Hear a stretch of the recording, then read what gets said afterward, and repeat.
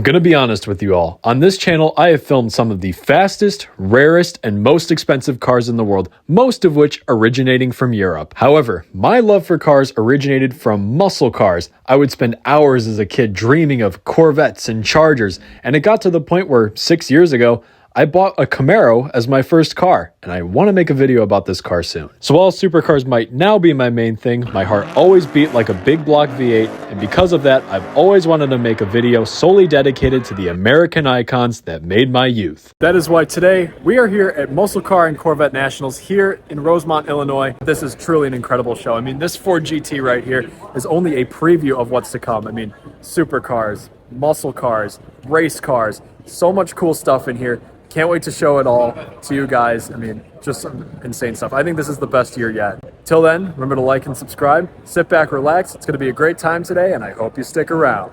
And starting off here, we have a original Shelby Cobra race car. Got the small Perspex, which looks absolutely awesome. The iconic blue with the really cool knockoff wheels. But next to it is the Cobra's main competitor from the 60s, the Cheetah. Never seen one of these in person before. Just look at the really long hood and the really short tail. This thing is absolutely insane. Really weird proportions. Kind of reminds me of a semi-modern TBR for some reason. Super cool car to see though. And this pretty much sums up the magic of Muscle Car and Corvette Nationals, because here we have a Boss 429 from 1970, one of only 499 built. And another one of 499 built. And another one of 499 built. And another one. 4 of the 499 are right here in this row. Got another one in the lobby over there too. So that is 5 within close proximity of each other. Absolutely insane.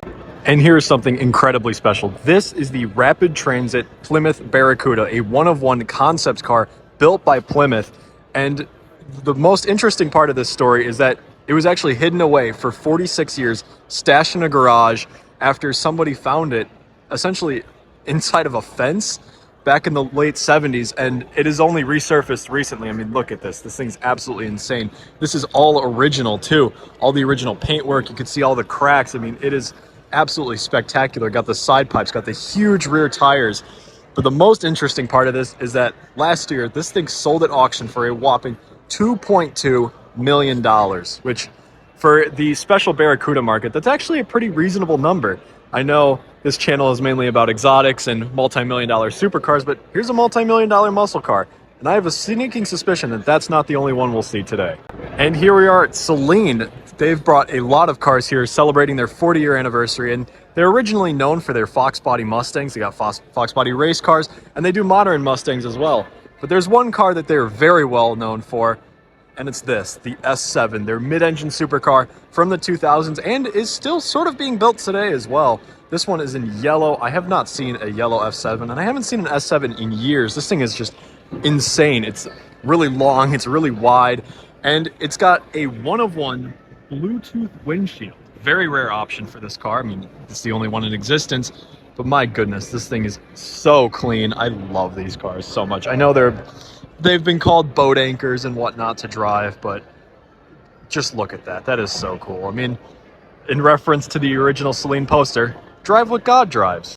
And now let's talk about some Corvettes, because we are at the Muscle Car and Corvette Nationals, so that's kind of why we're here. But starting off with this 1962 Corvette race car that raced in the 24 Hours of Sebring. Super cool stuff. Because it's behind metal, that could be the car that won. I'm not entirely certain. But also here, sort of matching it, is this 1960 Corvette, the Cunningham #1 car. This was a prototype for the race cars, raced at Le Mans, as well as this 62 Corvette, which also raced in Le Mans. This thing is so cool. Unfortunately, didn't complete the race, but still super cool to see a car, or a couple cars at least, that have been round Mulsanne. Super cool stuff. And here is by far the coolest race car here. This is a 68 Corvette L88, making 560 horsepower, more than a modern Corvette race car, as a matter of fact, or just about the same. I'm not sure how much the new Z06 GT3 makes. But anyways, this car is finished in the Ferrari North American Racing Team livery. And if you think that's just an abstract joke, no, because this is literally raced by NART. So it has the Ferrari, not the Scuderia shield on it, but it is raced by the same group that would race the Ferrari Daytonas and whatnot. This is so insane. I mean, I didn't even know this thing existed until 2 minutes ago. And It's a Ferrari Corvette, so it's basically a new Z06. I also just noticed the mirror. That's pretty wild. And I also want to point out that this finished first in class and third overall at the 1972 24 Hour of Le Mans. Super cool stuff. And this looks pretty much like a normal 67 Corvette, but this one is insanely special because this is one of the famed 1 of 20 1967 Corvette L88s. The L88 was a secret option for the Corvette that you had to be really tricky with to get through the dealers. You had to like delete AC and opt for a 427. And the 427 that you would get in this car makes, well, GM would advertise at 430 horsepower, which is less than the 435 horsepower engine. So nobody really bought this because they're like, it makes less power. But this is actually basically the race car motor that you find in that LED over there in the road car. And it would make closer to 500 horsepower, which is insane. They only made 20 for the C2 generation, and it's just sitting here, going to be auctioned at Mecum Kissimmee in a couple of months. So to get to see this thing is, well, it's an honor. Another one of the displays this year is Generations of Ford GT. And of course, we got to start off with the iconic 05, one of my favorite cars of all time. Got the red one, got the silver one, got the midnight blue one. This one's an 06. This one's in full Clarkson spec. Love this. 2 more 05s with these Gulf liveries that look super, super cool. I really like this one a lot. I think that's probably my favorite of the 05s in this row because it's got the center lock wheels. It's got the American flag with the orange stripes. It just looks super cool. But walking over here, this is probably the most special Ford GT that I've ever seen because this is Workhorse 5. This was one of the original prototypes for the Ford GT. This one's from 04. This is the only Ford GT with a full carbon body. And this is also the first GT equipped with the 5.4 liter V8 that made its way into all the production cars. The rest of the prototypes before this had 4.6s from Mustangs, but this thing is so cool. It's just a really rough prototype because it's a test mule essentially. It's got the BBS LM wheels, which look absolutely worn. It's beat. This thing has been through a lot of trials and tribulations, and that's why they call it the workhorse. I mean, look at these pictures here of the original prototypes being built. Super cool stuff. This one is also interesting because, like the Celine, it also has some Bluetooth parts, like the Bluetooth transaxle, which is very interesting. Also, it's on some old tires. Probably should get those fixed before you take it out on the road. It's crazy to think then that, given that this is an 04, that there are almost 20 years separating this GT with this GT. Now, this might look like another one of the 05s that have just been widened, but no, this is technically a 2023 because this is the Camillo Pardo GTG prototype. This is one of the first prototypes.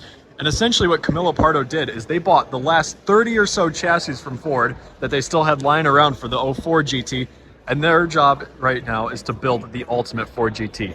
Full carbon wide bodies, essentially looking like a GT1 race car. Also funny that it says GT1 on the side. And it also has like a Ken Miles inspired livery. Really crazy car. Gone is the 5.4. It has been replaced with a Ford 427 race motor. I believe that is supplied by Roush. Super cool stuff. And honestly, I might have this GT over this GT. Actually, I'm not sure about that. But this is a 2019 Carbon Series. Love these specs. Love these cars too. Love the gray with the carbon stripes and the red. Super cool stuff. And next to it, a GT40. Of course, always have to have a GT40 in a Ford display. Unclear. Okay, this is a Superformance, so it is not an original car, but still really cool to see in the iconic Gulf livery. Super cool stuff. Ah, yes. 2005 Ford GT. Nice. A 6,000 horsepower bike, which is propelled by jet. You know, I can see no glaring issues with this whatsoever, given that it only makes 6,000 horsepower. And if you feel like a jet engine on 2 wheels isn't quite your thing, well, they have a go-kart as well. Also not sketchy. And some jet-powered dragsters too. Because why not? Ah, yes, my favorite muscle car, the BMW 507, which was... Oh, it's a replica. Not an original 507. Here we have a Copo 572 Camaro, the first Camaro ever offered with a big block since 1972. Super crazy stuff. I think it makes around 1,100 horsepower. I could be wrong about that. Runs low 9s from the factory. Super cool stuff. And here's another one too. as you do. And here is yet another race car Corvette that has raced at Le Mans, Nürburgring. It's raced in Cuba, which is interesting. That's when races still did take place there, but cool stuff. And here's yet another 70 Boss 429 with everything chrome underneath. And that was completed in 1981. So that just tells you that this thing hasn't driven since 1981. Here's a Trans Am with a very questionable crash bumper. What the hell? Yeah, that officially looks horrible. I'm sorry. And there's the front end. What am I looking at? Here we have a 1970 Dodge Charger RT with apparent special order paint. I don't know what color it is, but I do know that it's more complete than most SEMA builds. Here is a 1955 Ford Beatnik Bubble Top, which in my opinion just looks like the Homer from The Simpsons.